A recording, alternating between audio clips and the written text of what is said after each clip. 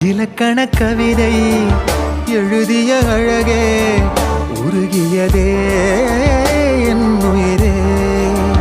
உனதிரு விழிகள் இமைத்திடும் பொழுதில் பகலிரவு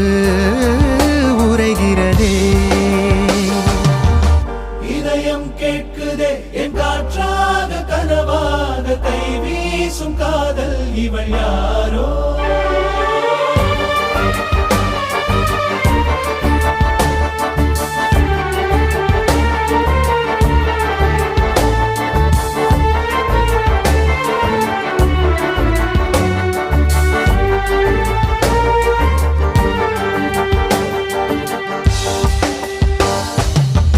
தேவதையின் விழியில் விழா காணும் பொன்வானம் அழைக்குது அருகில்